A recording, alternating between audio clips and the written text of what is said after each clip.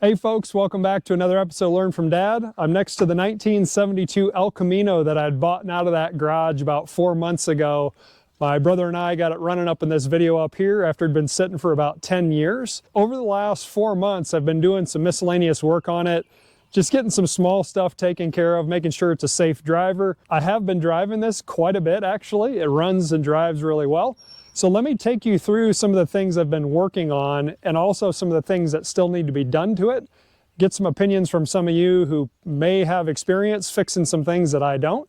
So follow along. So as I mentioned, this thing does run really well for the most part. But one of the first things I did, I put it up on stands, took it through the brakes. The front brakes are in really good shape. I did get them bled to make sure all the air was out of them. I did go through the rears and completely rebuild the rear drum brakes. I didn't do any videos, just I didn't have time. I needed to get it done. I did go through all the turn signals and lights to make sure that they all function, which they couple burnout bulbs. I have not converted anything over to LEDs yet, just leaving it the old classic halogens. I do notice that the left and right turn signals do flash really fast. I started looking at the flash circuit just a little bit. I did pull out the flasher control module down here in the fuse panel, and it seems okay, but they do still flash fast, like there's the wrong resistance on the circuits. When I did have the front wheels off, I checked the bearings, really good shape, repacked them. I did check the front end, both up, down, and side to side on the wheels, and everything is very tight in the front end. Although one thing that it does very, very much need is a new set of shocks in the front. The air shocks have long since not worked. So back here, we're certainly riding kind of low, which I love that sport look to it, but I definitely need to replace the shocks all the way around. I don't really want to put air shocks back on it. From my understanding, easy way, just replace it with standards. If anybody's got any specific recommendations from doing this on a Chevelle or El Camino of this vintage, what shocks you would put on it, Bilsteins, certain classes, I'd be curious. I really do kind of like this squatted look like this, so I don't know if I can put a shorter stemmed shock on the rear to keep it like this versus pumped up. Give me some guidance, I'd appreciate it. I haven't done a huge amount underneath of the hood yet. It honestly runs really well, so there's a little bit of stuff I need to do with the carb. I'll show you in just a second. The brake master cylinder I've been keeping an eye on. I have seen it leak just a little bit, but I honestly don't know if it's coming out of the lid or not. I've gone through, replaced just a couple vacuum hoses because I had some laying around. One of the first things I did do was I replaced the air cleaner pan because I noticed this blue one that they had on, when it would sit down in position, this is I forget, this is 1.5 inches, I think, drop pan. And what was happening is in the back, you can see an opening. This vac line in the back, the way it tees up, it was sitting on top of that and it was sucking in dirty air through the bottom. So that's not good. The other thing I found up here in the front is when you would actually tighten it down, it's actually sitting on the accelerator pump right here. So it was constantly keeping the accelerator pump held down and preventing some of that boost when you put it down to the floor. So I did get online, ordered a fresh pan, which is not a drop pan. This is just a standard neutral pan, and got a different top for it as well, new filter. I did have to put a longer rod in here. Actually just got some all thread and cut it to accommodate that taller filter. So this engine has been replaced. This is not the original. We did check the block numbers, and this one is date stamped to where it would be in the mid 70s. We think it came out of probably a pickup, a Chevy pickup. It is a 350 4-bolt main. It does have a Quadrajet carb on it. I self-proclaimed, I understand how a carburetor works. I'm not a carburetor guy. So a couple things that are going on with this carburetor that possibly you guys could help with. Number one, I did buy a seal kit from, I forget which online company, because it does have quite a bit of leaks and stuff. But one thing that often happens is when I am driving it, not the full choke will be on, but it'll be on this next high idle position about right there.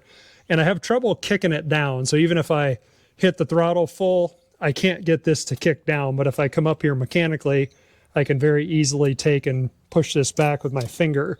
So I don't fully understand this choke and high idle mechanism. So if anybody has any videos or context or books or anything I should look at, that'd be great. I do intend to pull this off, put all the new seals and stuff in it and learn about it, but any guidance would be awesome. The other thing I've been looking at, and when I'm driving it, I think I could tell is I don't think the secondaries are actually opening at all. And the way from some other videos I understand it is this linkage rolls the secondaries open. But on this particular car, I don't know if it's throttle positioning or the way this is all working here, but when I go to try to go full on, it does not seem to get those secondaries open at all. And I just don't understand quite what's happening. If it's something that's linkage wise here that I'm missing, again, I don't have any reference material currently, so if anybody sees anything here, let me know. Something else we noticed was this power steering pump. I don't know what it came off of, if it was the original car, but they just have a bolt jammed in here from a tensioner standpoint, and the lines are all twisted sideways over here. So I mean, it runs fine, it holds in place, belt stays tensioned, but I'm not exactly sure what mounting should be on this thing.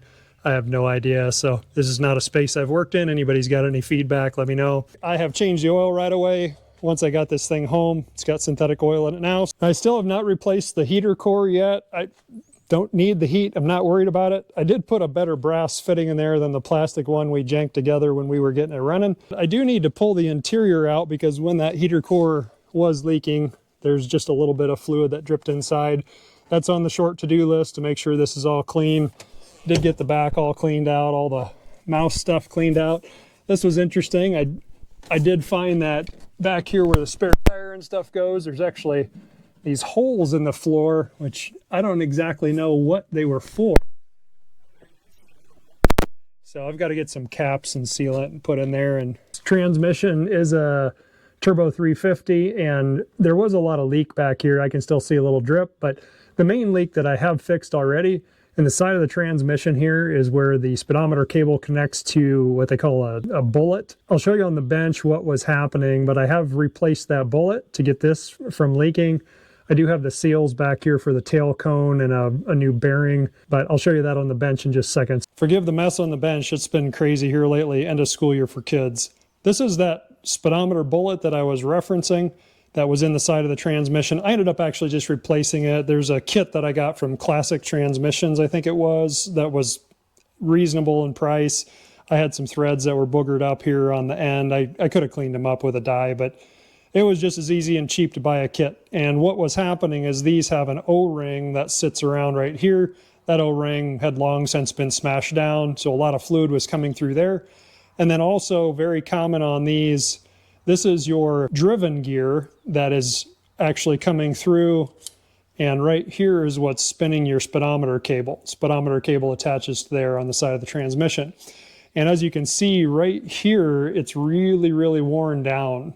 That's supposed to be concentric as it goes all the way out. So as it rides in this end, there's a seal that is inside of there, and as it spins over time, it grooves that, and fluid will leak past there. So both of those were extremely worn, so that's where all my fluid was leaking from. For reference, this kit actually came with an extra O-ring for the bullet for the future, which probably never use. And then here's that end seal that actually would sit right down in there. The old one's still in there, the rubber material's out. The other thing I did when I bought these parts from Classic Transmission was I wanted to make sure when I replaced the driven gear that it was the right number of teeth for my rear end ratio and my tires, because this engine and transmission combo had come out of what we think was a pickup truck. So I did look inside after I had that bullet out, and I could see the drive gear, which was a red drive gear, and I forget how many teeth, I think it was 8. And this one was 20. So when I used an online calculator, I'll have to look back in my browser and see, I'll put the link down below, but it was really great. I was able to put in the tire size, the 3 measurements, my rear axle ratio, and then drive teeth and driven teeth combination to help me understand which ones to buy. So I did buy, I think it was a 19 tooth driven that I needed, and then this drive sprocket, the original one I believe was a 7 or an 8, and I believe I bought a 9 is if we counted this up. I'd mentioned that tail cone was leaking at the rear output shaft seal, so I did get a new seal and a new bearing. So when I go to do this, I'll pull that tail cone, I will swap this out. And it does come with a fresh clip, which holds that in on the output shaft of the transmission. When I'd been under the car, I'd also noticed that the rear end had a lot of dried and dirty oil on it. So I'm trying to figure out, I scraped a bunch of it off. I haven't washed it real good, but I don't know if it's actually the input shaft seal up here that's leaking or what. It actually hasn't been dripping. Maybe it's just when somebody refilled it. I did pull the plug and I made sure that it was in fact full of oil. And I did also, as part of the transmission speedometer piece, right back here, let's see, this would be on the passenger side. I scraped this away, and there's actually some stampings back here that tell you what the axle ratio is. I think I recall from memory this is a 273. That was really helpful, found that on the internet. I've washed it, but I really haven't done any polishing. I'm going to start this weekend because there's some car shows coming up. I'm going to take this car to Goodguys Heartland Summer Nationals down in Des Moines, Iowa. So we're going to start polishing up the chrome. I've used Neverdull a lot in the past. I don't know if anybody else prefers this, enjoys this. I've always used this stuff because I can just tear a piece off, polish, throw it away. It's super simple, super easy. Seems to work pretty darn well. I'm definitely no chrome polishing expert. Going to take and put painter's tape along some of these edges so that I don't have to worry about marring up the paint. And after I get all that chrome polished, I am going to give it a good washing. I'm going to give it a clay bar treatment, and then I'm going to take it and give it a good polishing as well as a good wax. The paint in the body's not perfect, but we're going to make it shine up as best we can. So other thing I need to do aside from all the chrome is get these wheels cleaned up. The lug nuts are all rusted, so polish those up, get the actual wheel itself polished up. I love that they got blue in here. I am missing a center cap on this one, and these are surprisingly not easy to find. I even eBayed them, and there's only a couple of them out there. So if anybody happens to have any of this style of Western center cap, let me know. So the last thing that I do need to get fixed on this car, up on the exhaust manifold where the exhaust attaches to the manifold, that flare is either loose or rusted on the driver's side. So there's a whole lot of ticking and chattering. I don't have the tools to fix it, the time to fix that particular thing, so I'm going to take it into a shop. I also need some fresh hangers put in. The rear exhaust is actually hung up by baling wire, so it must have been owned by a farmer back in the day. But the glass packs that are on it sound awesome. I love the sound. I've had tons of compliments as we cruise into a gas station. People really get a kick out of it. That's the status of where we're currently at. If you saw something here that I've missed, let me know in the comments down below. I just am so happy to have a vintage car again. We're going to get Carburetor smart before too long, so let me know if you're a Quadrajet king and you got any good resources. That would be very helpful. If you're going to Goodguys Heartland Summer Nationals, Des Moines, Iowa, I intend to be there. Come check us out and let's talk. My son will be there. My brother's probably going to be there, who helped me get it running.